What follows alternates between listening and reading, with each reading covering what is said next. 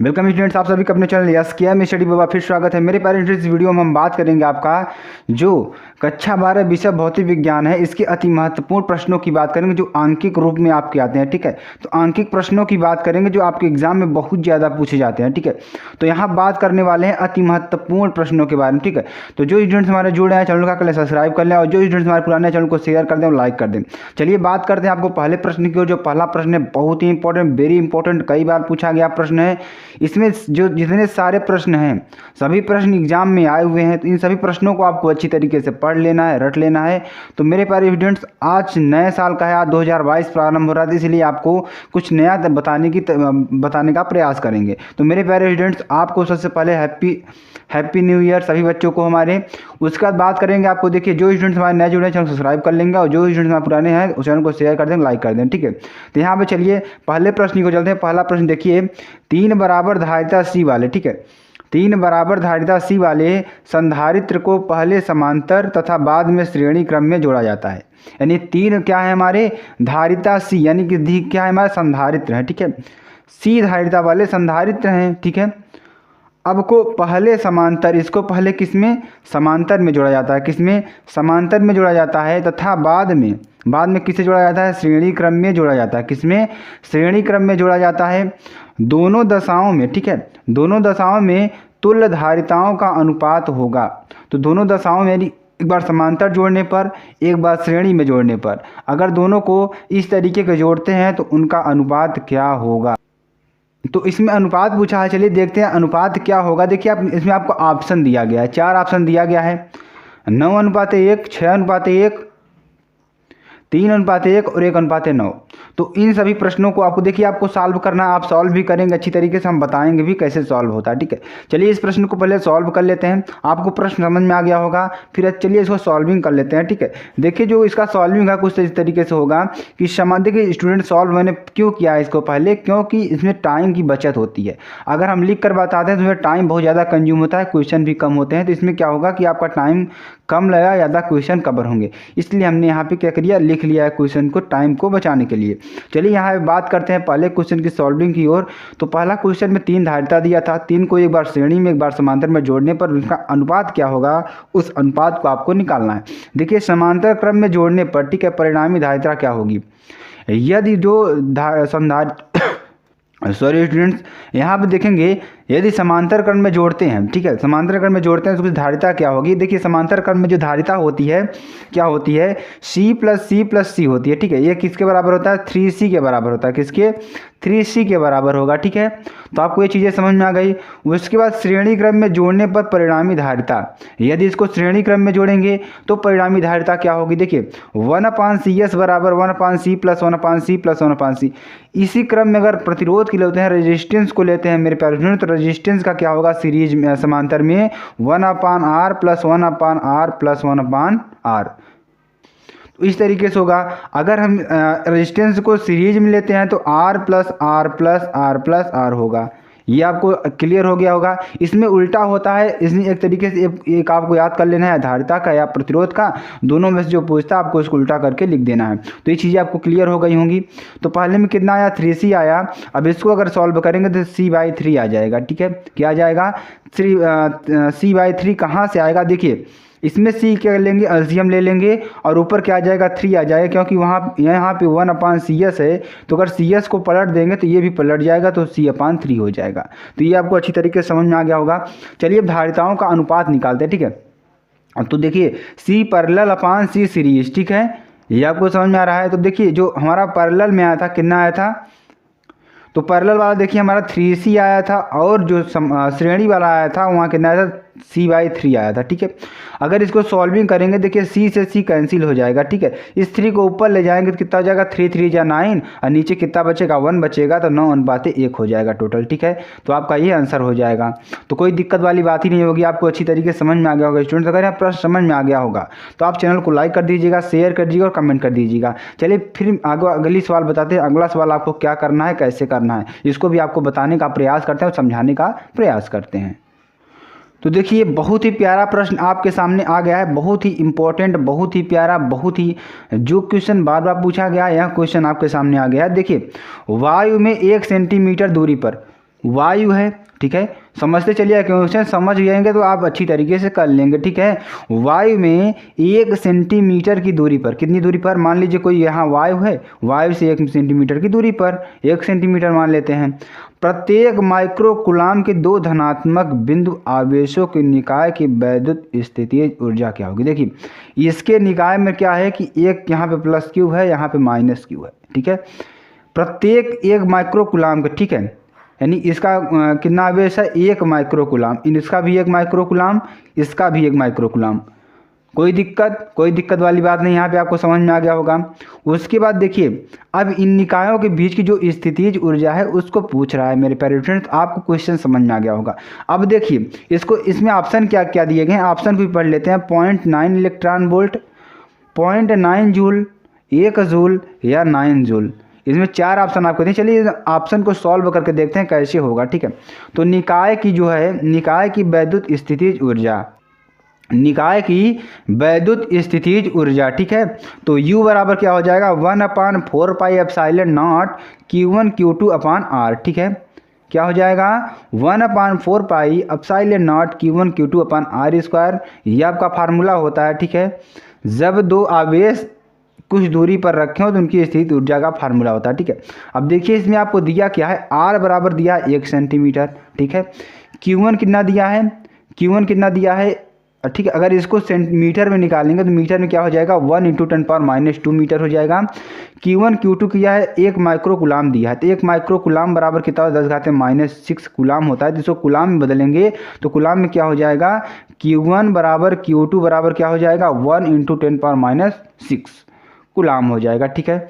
अब यहाँ बात करते हैं इसकी स्थितिज ऊर्जा की, ठीक है।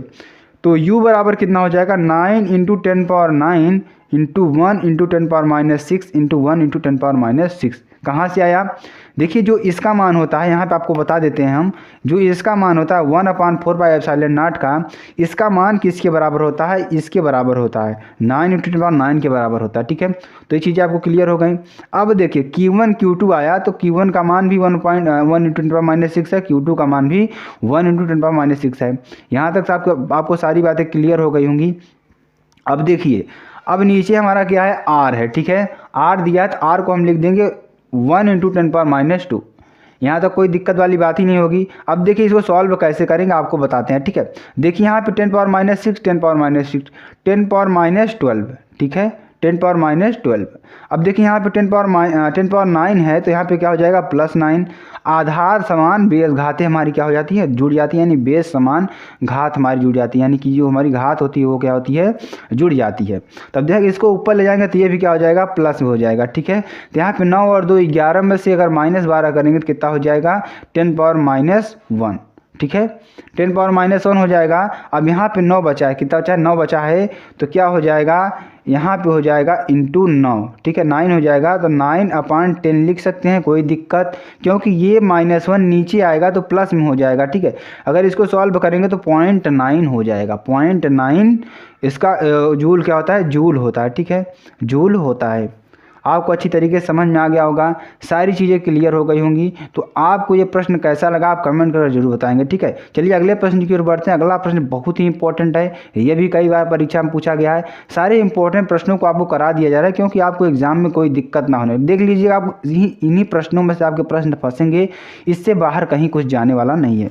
देखिए एक समान वैद्युत क्षेत्र ई में, ठीक है, एक समान वैद्युत क्षेत्र ई में रखे वैद्युत द्विध्रुव आघूर्ण, ठीक है, रखे वैद्युत द्विध्रुव आघूर्ण P वाले वैद्युत द्विध्रुव को, ठीक है, वैद्युत द्विध्रुव को 90 डिग्री से घुमाने में कृत कार्य, 90 डिग्री यानी कि थीटा बराबर 90 डिग्री दे दिया गया है। अब देखिए इसमें ऑप्शन दिया गया है आपको, A बराबर P/2, B बराबर 2PE, C बराबर PE और D बराबर 2√2PE, ठीक है, ये दिया है। देखिए इसको सॉल्व कैसे करेंगे, इसको आपको सॉल्व करके बताते हैं, ठीक है।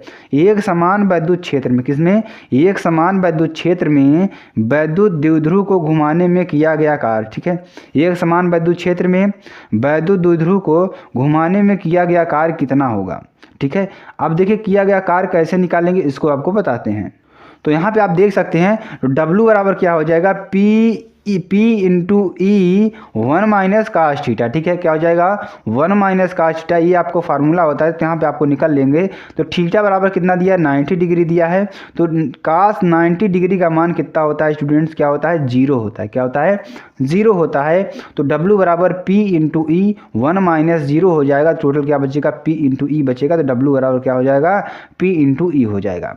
यहाँ तक आपको सारी चीज़ें क्लियर हो गई हों, और कमेंट करके जरूर बता दीजिएगा सर जी हमें क्लियर हो गई। चलिए आगे चलते हैं, आगे हम पढ़ने का प्रयास करते हैं, तो आपको बताने का प्रयास करते हैं और इसी तरीके से आपको भी समझाएंगे, ठीक है। चलिए अगला प्रश्न देखिए, अगला प्रश्न बहुत ही इंपॉर्टेंट है, बार बार एग्जाम में पूछा गया प्रश्न है। ऐसे प्रश्न आपको बहुत ज़्यादा पूछे जाते हैं, क्योंकि ये प्रश्न डेफिनेटली है आना ही आना है। तो आपको इसका PDF, आपको सारी PDF SKM स्टडी की टेलीग्राम चैनल पर मिल जाएंगी, वहाँ पर जा करके PDF अपना डाउनलोड करके पढ़ सकते हैं मेरे प्यारे स्टूडेंट्स, और आपको कोई दिक्कत नहीं होने वाली है। PDF मिलेगी, अच्छी तरीके से पढ़ाई भी होगी, सारी चीज़ें आपको क्लियर हो जाएंगी, ठीक है। तो देखिए क्या है हमारा, एक हीलियम नाभिक, क्या है एक हीलियम नाभिक है, ठीक है। क्या हीलियम का नाभिक है और 0.8 मीटर की त्रिज्या के वृत्त में, कितने मीटर की त्रिज्या है 0.8 मीटर की त्रिज्या के वृत्त में प्रति सेकंड एक चक्कर लगाता है। यानी कि जैसे कोई हीलियम का नाभिक है, ठीक है, यहाँ पे कोई हीलियम का नाभिक है, इसके नाभिक से, ठीक है, 0.8 मीटर की दूरी पर, कितने, यहाँ पे आप देख सकते हैं 0.8 मीटर की दूरी पर क्या कर रहा है, इसके चारों ओर क्या कर रहा है, चक्कर लगा रहा है प्रति सेकंड में। अगर 1 सेकंड की बात करेंगे, 1 सेकंड में यहाँ 1 चक्कर लगा रहा है, ठीक है। अब देखिए चुंबकीय क्षेत्र होगा, अब ये चक्कर लगाएगा तो वहाँ पे चुंबकीय क्षेत्र भी उत्पन्न होगा, उस चुंबकीय क्षेत्र का, उस उत्पन्न चुंबकीय क्षेत्र का मान पूछ रहा है, ठीक है आपसे। अब देखिए इसको सॉल्व, इसमें आप ऑप्शन दिए गए हैं μ0 × 10⁻19, μ0 × 10⁻19 या 2 × 10⁻19 μ0 या 2 × 10⁻19 μ0, ठीक है। वृत्त के केंद्र पर चुंबकीय क्षेत्र, तो वृत्त के केंद्र पर चुंबकीय क्षेत्र क्या होगा, इसको आपको बताते हैं। तो B बराबर क्या हो जाएगा μ0I/2R, क्या हो जाएगा μ0I/2R। अब देखिए इस फार्मूले से क्या निकल कर आएगा कि I बराबर Q/T, और तो क्या हो जाएगा 2E/T हो जाएगा, ठीक है। I बराबर कितना रखेंगे 2E/T, Q/T बराबर हो, ठीक है। अब देखिए चुंबकीय क्षेत्र का ये फार्मूला हो जाएगा, ठीक है। अब यहाँ से इसको सॉल्व करेंगे, ठीक है। तो चलिए इसको थोड़ा सॉल्व कर लेते हैं और देख लेते हैं सॉल्व करके कैसे होगा, ठीक है। तो यहाँ पे देखिए I बराबर कितना निकाल कर आए हैं, देखिए I बराबर कितना मानेंगे Q/T, यानी कि 2E/T हो जाएगा, ठीक है। अगर यहाँ पर 2E/T रखेंगे तो देखिए यहाँ पे क्या हो जाएगा B बराबर, ठीक है, μ0 2E/2R × T, ठीक है। अब देखिए इसमें किसका इसका मान दिया है, तो देखिए त्रिज्या दिया है, देखिए त्रिज्या कितना दिया है 0.8 मीटर दिया है, ठीक है। त्रिज्या कितना दिया है 0.8 मीटर दिया है, ठीक है, 0.8 मीटर R दिया है। उसके बाद बात करते हैं इसमें T कितना दिया है, T बराबर दिया है 1 सेकेंड, ठीक है। T बराबर कितना दिया है 1 सेकेंड दिया है, ठीक है, कितना दिया है 1 सेकेंड दिया है।